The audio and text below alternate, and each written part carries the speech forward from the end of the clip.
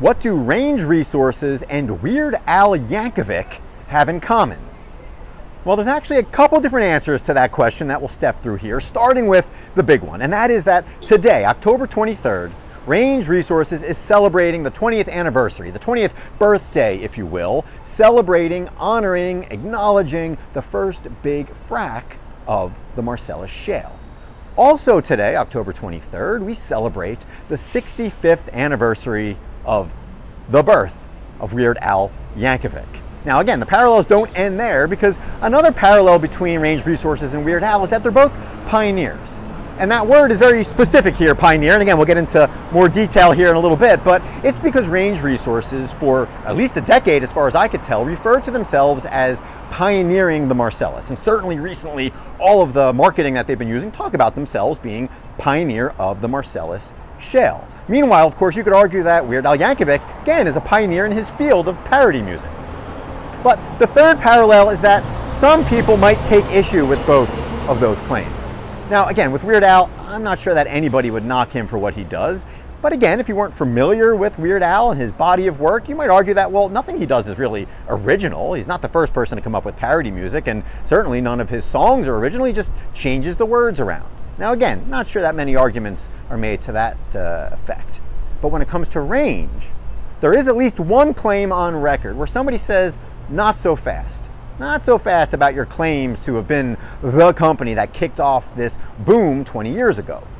And that claim is captured in this one quote that I'll read word for word here. And that says, a company I'm not going to name, but their name rhymes with mange, claims that their Renz number 1 in Pennsylvania was the first slickwater frac in the entire Marcellus that kicked off this boom that we're all here talking about. Well, that's simply not true. Now, that claim, that line was delivered about 10 years ago at the conference formerly known as Doug East by the CEO, the former CEO of the company formerly known as Magnum Hunter. And his claims were that, you know what, a company that they had acquired, Triad Hunter, actually fracked the Marcellus a year earlier.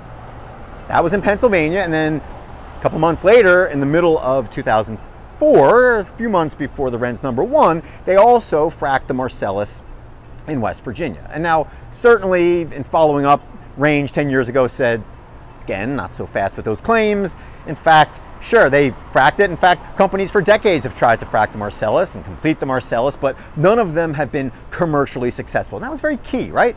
None of them have been commercially successful. Sure, some gas may have been produced, but certainly not enough to justify continued development, unlike the Renz number 1, which did produce enough gas to say, hey, we got something here, let's keep moving forward. And again, I'll spare all of the details. I'll link to the article from Hard Energy that describes Range's full response to Mr. Evans, again, the former CEO of Magnum Hunter. But what's the point today? Well, pun somewhat intended, the point is, as I stand here at Point Park University in downtown Pittsburgh, it's that words matter. Words matter whether you're a public CEO, words matter whether you're an individual contributor with a company, and everything in between. And the word that, again, Range latched onto was pioneers. And I'm standing here because Point Park University, well, their mascot is the Pioneers, as you can see here on this fresh hat that I just purchased a couple minutes ago to really hammer home this point. And so, that being said, on this episode of the Energy Detox, as we always do, we're going to turn some of those anecdotes and be inspired by Range's 20-year anniversary and, of course, by Weird Al Yankovic. And we're going to go ahead and offer you a couple reminders that could save you from danger, from harm as an ambulance goes by here. At least the type of harm that could derail your credibility, that could derail your progress as a leader, whether you're the leader of a company or, again, whether you are just starting out in an industry like energy. And other things fueling this, because again, long intro today, but a couple other things fueled this. One is that a couple episodes ago, I received a comment on LinkedIn from somebody who said, hey Joe, as an executive coach and an engineer, I think you should spend more time on data and less time on semantics, less time on the words that people are using. And I vehemently disagree, because so much of my time is actually spent on words. Because a word like pioneer carries a lot of weight. It suggests that, you know what, maybe we're not the first, but we're the ones who set the stage. We're the ones who kicked off a, again, 2-decade-long march towards progress. Saying that we were the first ones to frack the Marcellus would be factually incorrect. saying that we're the first ones to drill a Marcellus well. Well, that's a little confusing because some of these test Marcellus wells, whether it's Triad Hunters or Ranges Wren's #1, they weren't drilled as Marcellus wells. They were drilled targeting other formations, and then after some failed attempts at those formations, they came back and fracked the Marcellus. So again, words matter. Pioneer is a strong word. It carries weight, as I said. But how many leaders, including yourself, are out there just throwing words out into the ether that could damage your credibility? And that's really the big question for today. We'll dive into some specifics you can use to help answer that question. But anyway, the other thing that prompted this was a prior episode of the Energy Detox from a couple weeks ago, where I stepped through the history of what some might claim is the first commercial natural gas well, that being the Haymaker well in Murraysville, Pennsylvania. And again, on the heels of that podcast, I received some comments saying, well, that's not really the first commercial natural gas well. What about the well from a couple decades earlier in Fredonia, New York, that was drilled and that, again, wound up lighting the town? Well, again, it comes back to that word commercial, the same word that Range leaned into, because the Haymaker well was undoubtedly commercial. That well led to a pipeline that sent that gas into Pittsburgh, again, where I'm standing here today, and clearly had the pressure and the volumes that could support the industry for the following 150 some odd years. That was not the case with that Fredonia well, which you could argue wasn't even drilled. In fact, it was just dug by hand 20-something feet, or by hand at least with shovels, but certainly not with a rig, certainly not with a derrick.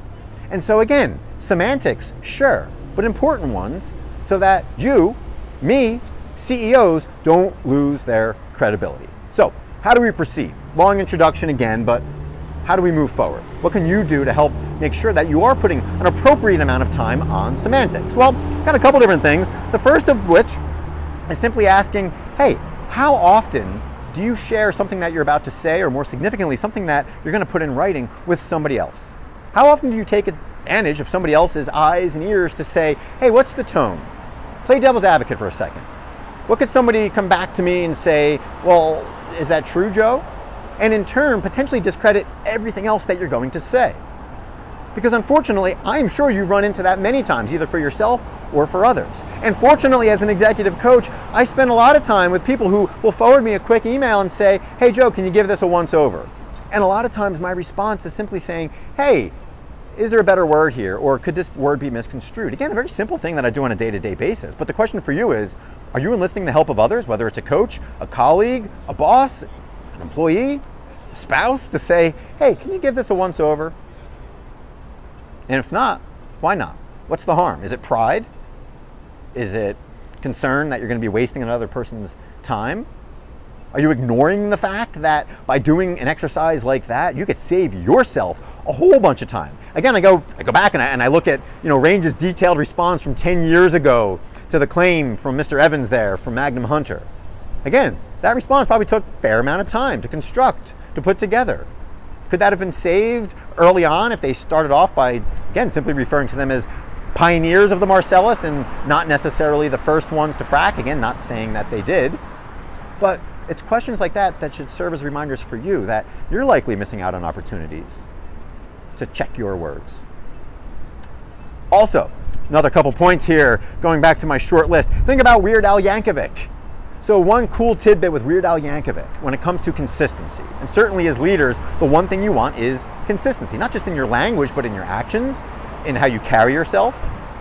In fact, some might argue even in what you wear. I saw some commentary that said, hey, if nothing else, Donald Trump's appearance at McDonald's the other day, it's not like he dressed down. He kept his normal suit on. He did take off his jacket. He put on his apron. There's a level of consistency there that, again, breed confidence, that help people know what to expect, which then makes communication easier.